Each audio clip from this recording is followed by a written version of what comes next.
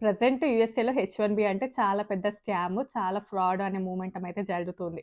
దానిని బేస్ చేసుకొనే last year October 2025లో Florida స్టేట్‌లో కూడా వాళ్ళకి రిలేటెడ్ స్టేట్ ఏజెన్సీకి సంబంధించిన దాంట్లలో ఫ్రీజ్ చేస్తున్నాము హెచ్-1బీలను అని చెప్పారు. సేమ్ అదే విధంగా జనవరి 27, 2026న అండ్ టెక్సాస్ గవర్నర్ అతను కూడా సేమ్ అలానే అనౌన్స్ చేశారు.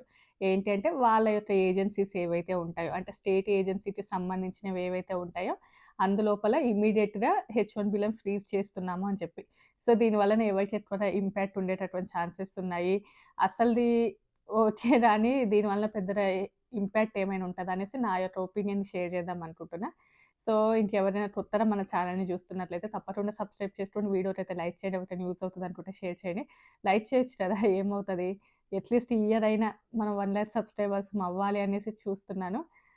బట్ ఏమో చూద్దాం. మీరు సబ్స్క్రైబ్ అయితే చేసుకోవచ్చు కదా! కొత్తగా చూస్తుంటే. ఇంకా టాపిక్‌లోకొస్తే Texas immediate executive freeze and H one B అని చెప్పి టెక్సాస్ గవర్నర్ రీడ్ అనుకుంటాను. కొంచెం నాకు నేమ్స్ సరిగ్గా జరుగుతుండో అతనైతే అనౌన్స్ చేశారు. అంటే ఎవరైతే ఇక ముందు నుంచి టెక్సాస్ నుంచి హెచ్-1బీలను ఫైల్ చేసుకుంటూ ఉన్నారో వాళ్ళవి ఫ్రీజ్ చేస్తాము అని చెప్పేసి. అంటే ఇంక వాళ్ళకి హెచ్-1బీలు ఇవ్వొద్దు అని చెప్పి.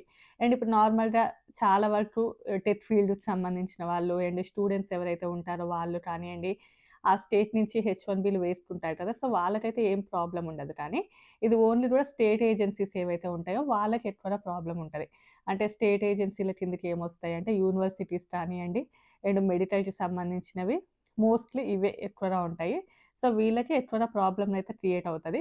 బట్ నార్మల్‌గా ఉన్న వాళ్ళకైతే ఎలాంటి ప్రాబ్లమ్ అయితే లేదు. అండ్ ఆల్రెడీ దాని మీద హెచ్-1బీలకి ఉన్న వాళ్ళకి కూడా ఏం ప్రాబ్లమ్ లేదు. బట్ మార్చి 27 వరకు ఎవరైతే హెచ్-1బీల మీద ఉన్నారో వాళ్ళు మొత్తం కూడా సబ్మిట్ చేయాలన్నట్లు. అంటే అసలు వాళ్ళనెందుకు తీసుకున్నారు అనేది ప్రాపర్‌గా వాళ్ళకి చూపించినట్లయితే పెద్ద ప్రాబ్లమ్ ఏమి ఉండదు.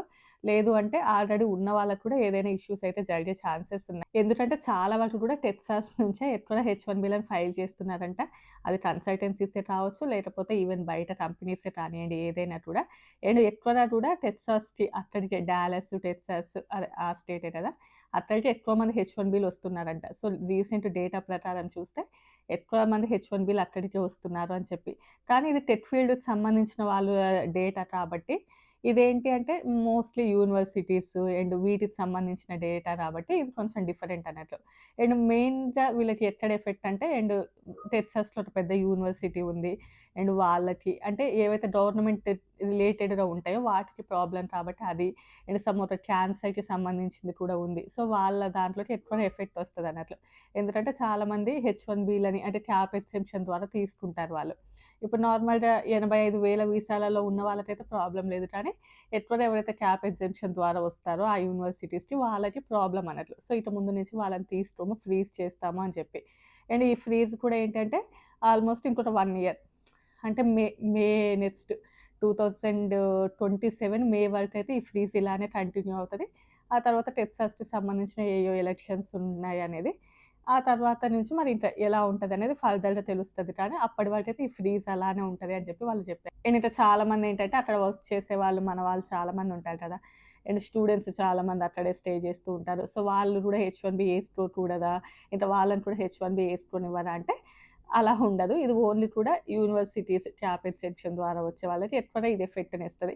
ఈవెన్ హెల్త్ కేర్ లోపల ఎవరైతే వస్తారో డాక్టర్స్ అలాంటి వాళ్ళకి ఎక్కువగా ఎఫెక్ట్‌నిస్తూ ఉంటది.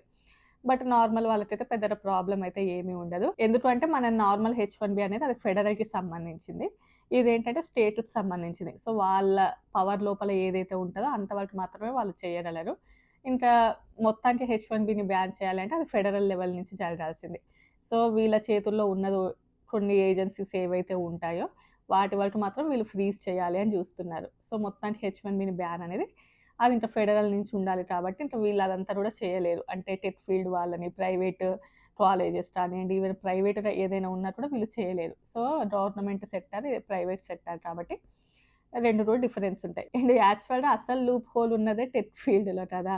బయటతో కంపేర్ చేస్తే ఇప్పుడు క్యాప్ ఎక్స్‌టెన్షన్ ద్వారా యూనివర్సిటీస్‌లో వచ్చిన వాళ్ళతో కంపేర్ చేస్తే అస్సలు ఎక్కువగా ఉన్నదే టెక్ ఫీల్డ్ లోపల. But okay. అంటే ఏదో ఒకటి అంత నిష్ఠురంత నాది నిష్ఠూరం మేల ఏదో అంటారు చూసారా? సో, అలా అన్నట్లు ఏది చేయలేకపోవడం కన్నా ఏదన్నా ఒకటి చేస్తే బెటరు. అండ్ హెచ్-1బీలని అట్‌లీస్ట్ ఇప్పట్లైనా కొంచెం రిస్ట్రిక్షన్ చేస్తే బెటర్ అని చెప్పి.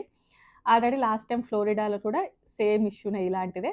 అప్పుడు కూడా ఫ్లోరిడా గవర్నర్ అతను కూడా చెప్పారు. అంటే కంప్లీట్‌గా మేము ఫ్రీజ్ చేస్తున్నాం అని చెప్పి. ఆ ఫ్రీజ్ కూడా నెక్స్ట్ అంటే 2027 జూన్ వరకేమో ఉంటదంట ఆ ఫ్రీజ్ కూడా. బట్ ఈ మంత్ ఐ మీన్ జనవరి 29న మళ్ళీ ఎలక్షన్ అంటే ఓటింగ్ పెడుతున్నారంట. అంటే హెచ్-1బీని అలానే ఫ్రీజ్ చేయాలా లేదా దానికి రిలేటెడ్‌దైతే ఓటింగ్ పెడుతున్నారు అని చెప్పేసి. మరి ఎందుకో హెచ్-1బీ లేకపోతే ఏమైనా ప్రాబ్లమ్ అవుతుందా అదంతా తెలీదులెండి గానీ. ఎందుకు అనంటే యాక్చువల్‌గా హెచ్-1బీ ఫ్రాడ్ అని, స్కామ్ అని ఆ మూమెంటం నడుస్తుంది. అండ్ రీసెంట్‌గా కూడా ఒక ఆవిడ పాపం చాలా కష్టపడుతున్నారు. హెచ్-1బీని కంప్లీట్‌గా బ్యాన్ చేయాలి, కంప్లీట్‌గా ఎక్స్‌పోజ్ చేయాలి అని జెప్పేసి. అండ్ ఇలాంటివి ఇంకా చాలానే ఉన్నాయి. ఎప్పటినుంచో కూడా మెయిన్‌లీ కూడా టాలెంట్ ఉన్నటువంటి అంటే ఎవరైతే ఎలిజిబుల్ అయినటువంటి అమెరికన్ పీపుల్ ఉంటారో వాళ్ళని తీసేసి లో వేజ్‌లో వర్క్ చేస్తున్నారని జెప్పేసి ఫారెన్ పీపుల్‌ని హైర్ చేసుకుంటున్నారనేది మెయిన్ రీజన్. అంటే అమెరికన్స్‌ని చాలా వరకు జాబ్‌లో నుంచి తొలగించేసి వాళ్ళకంత పే ఇవ్వలేము అని జెప్పి తీసేసి వేరే వాళ్ళని ఫారెన్ వాళ్ళని తీసుకుంటున్నారు అని జెప్పి. అంటే ఫారెన్ వాళ్ళంటే ఓన్లీ ఇండియన్సే కాదు. ఇప్పుడు ఇంత కామెంట్స్ ఒస్తాయి. ఇంత ఇండియన్స్ చేయబట్టే ఇదంతా అది ఇది అని జెప్పి. ఏదైనా కూడా మన ఏదో ఓన్ గ్రడ్జ్‌లాగా చేయొద్దు. వీడియోస్ రానియండి, కామెంట్స్ రానియండి. సో, అంటే ఇన్ఫర్మేషన్ లాగే తీసుకోవాలి. ఏదో పర్సనల్ గ్రడ్జ్ ఉన్నట్టుగా అలా నేను చెప్పలేను వీడియోస్. నా దాంట్లో ఓన్లీ గూడా ఇన్ఫర్మేషనే చెప్తాను. సో, మనకి అవన్నీ కూడా సంబంధం లేదు. ఎవరు ఏంటి అనేది. మీరు కామెంట్ చేయొచ్చు. దాన్ని ఓకే మీ ఒపీనియన్ కానీ అలాంటివి నేను చెప్పకూడదు. చాలామంది ఏదో ఫోర్స్‌బుల్‌గా కామెంట్స్ చేస్తూ ఉంటారు. దెన్ సరే మీ ఇష్టం. మీరు ఒపీనియన్ కామెంట్ చేయండి తప్పులేదు కానీ, బట్ నాది మాత్రం ఓన్లీ ఇన్ఫర్మేషన్ మాత్రమే షేర్ చేస్తాను. అక్కడ ఏదుంటే అదే చెప్తాను నేను. ఇంకా లాస్ట్ టైమ్ చెప్పాను గదా! ఫ్లోరిడా గవర్నరు, స్విమ్ ట్రైనర్‌గా గూడా హెచ్-1బీల మీద వస్తున్నారు. అది అమెరికా వాళ్ళు గూడా చెయ్యగలిగిందే కదా! పాపం వీళ్ళకెలా మరి జాబ్స్. ఇక్కడ గూడా దాని మీద వర్క్ చేసేవాళ్ళు చాలా మందున్నారు. ఎందుకు వీళ్ళని తీసుకోవడం అని చెప్పి. బట్ ఆ స్విమ్ ట్రైనర్ ఇండియన్ అయితే కాదు. అతను వేరే కంట్రీ నుంచి వచ్చిన అతను. నీకిప్పుడు ఆల్రెడీ ఉన్న వాళ్ళకి పెద్దగా ఎఫెక్ట్ లేకున్నా కూడా రెన్యువల్స్‌కెళ్ళేటటువంటి టైం లోపల ఏమైనా కూడా ఎఫెక్ట్ ఉండేటటువంటి ఛాన్సెస్ ఉన్నాయి. అండ్ ఒకవేళ నిజంగానే ఆ ఇన్‌స్టిట్యూషన్స్‌కి కానియండి, ఆ మెడికల్‌కి బయట నుంచి హెచ్-1బీలు తప్పకుండా కావాలి అంటే వాళ్ళు ప్రూవ్ చేయాల్సిందుంటది. అంటే తప్పకుండా ఈ టాలెంటెడ్ పర్సన్ కావాల్సిందుంది యూఎస్ఏకి అని జెప్పేసి. అండ్ యూనివర్సిటీస్‌కి పెద్దగా అవసరం లేకున్నా కూడా మెడికల్ ఫీల్డ్‌కి తప్పకుండా అవసరం. యూఎస్ఏలో మెడికల్‌కి బయట నుంచి హెచ్-1బీస్ అయితే తప్పకుండా కావాలి. అది ఇండియన్స్ అనే కాదు. ఎవరైతే వాళ్ళు చాలా వరకు కూడా ఎందుకంటే ఆల్రెడీ యూఎస్ఏలో చాలా వరకు షార్టేజ్ ఉంటది మెడికల్ ఫీల్డ్‌లో కాబట్టి వాళ్ళకి ఎక్కువ ఎఫెక్ట్ ఉంటది. సరే యూనివర్సిటీస్, కాలేజెస్ అవంటే వి డోంట్ నో గానీ తప్పకుండా మెడికల్ వాళ్ళకి మాత్రం బయట నుంచి హెచ్-1బీలనైతే తెచ్చుకునే ఛాన్సెస్ అయితే ఎక్కువగా ఉంటాయి. వాళ్ళు అలా ప్రూవ్ చేయగలరు మెడికల్‌కి సంబంధించింది. ఎందుకంటే ఆల్రెడీ మనం చూస్తూనే ఉన్నాం కదా! చాలా ఇబ్బంది ఇక మెడికల్ అంటే. అస్సలు అపాయింట్‌మెంట్స్ దొరకవు. డాక్టర్స్ అవైలబుల్‌గా ఉండరు. చాలా టార్చర్‌గా ఉంటది. సో, ఇంకా నిన్నటి వీడియోలో ఒక కామెంట్. సో, ఎక్కువ ఏంటంటే మేము డెలివరీకి రావాలి అని అనుకుంటున్నాము మా పిల్లలది. ఎమర్జెన్సీ వీసా స్లాట్ చేసుకోవచ్చా అని. అంటే నిన్న నేను ఆ వీడియో చేశా గదా!